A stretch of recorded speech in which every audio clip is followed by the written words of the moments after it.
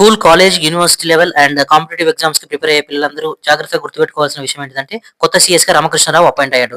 రాష్ట్ర ప్రభుత్వం నూతన ప్రధాన కార్యదర్శిగా ఆర్థిక శాఖ ప్రత్యేక ప్రధాన కార్యదర్శి అయినటువంటి కె. రామకృష్ణారావును నియమిస్తూ ప్రభుత్వం ఆదివారం ఉత్తర్వులు జారీ చేసింది. ఆర్థిక శాఖ పదవిలోనూ ఆయనే అదనపు బాధ్యతలతో కొనసాగిస్తున్నట్టు తెలిపింది.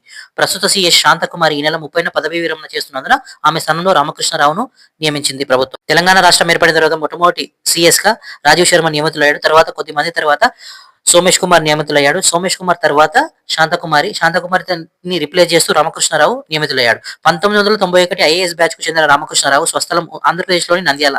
తండ్రి రైల్వే ఉద్యోగి కాగా చిన్నతనంలోనే ఉమ్మడి వరంగల్ జిల్లా కాజిపేటలో పెరిగాడు. ఉమ్మడి అనంతపురం జిల్లా కొడిగినహల్లిలోని ఏపీ రెసిడెన్షియల్ పాఠశాలలో చదువుకున్నాడు. నాగార్జున సాగర్ లో ఇంటర్ పూర్తి చేశాడు.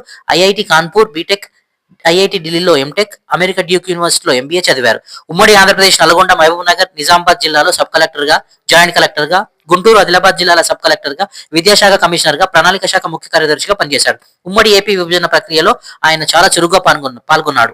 తెలంగాణ రాష్ట్రం ఏర్పడిన తర్వాత ఆర్థిక శాఖ ముఖ్య కార్యదర్శిగా చేరి ఇప్పటి వరకు అక్కడే కొనసాగుతున్నాడు. పుష్కర కాలంగా ఆర్థిక శాఖ అధిపతిగా పనిచేసిన ఆయన మొత్తం 14 సార్లు రాష్ట్ర బడ్జెట్ ను రూపొందించినాడు. వీటిలో 12 సార్లు పూర్తి స్థాయి బడ్జెట్లు కాగా మరో 2 ఓటాన్ అకౌంట్ బడ్జెట్లు. తొలుత 2014 నవంబర్ 5న పూర్తి స్థాయి బడ్జెట్ ను ప్రవేశపెట్టాడు. అటు భారతీయ రాష్ట్రీయ సమితి పాలనలో ఇటు కాంగ్రెస్ పాలనలో రాష్ట్ర బడ్జెట్ ను రూపొందించిన ఘనత ఆయనకే దక్కుతుంది. ఇలాంటి వీడియోల కోసం నా ఛానల్ ని సబ్స్క్రైబ్ చేసుకోండి. రెగ్యులర్ అప్డేట్స్ ని పొందండి. Thank you.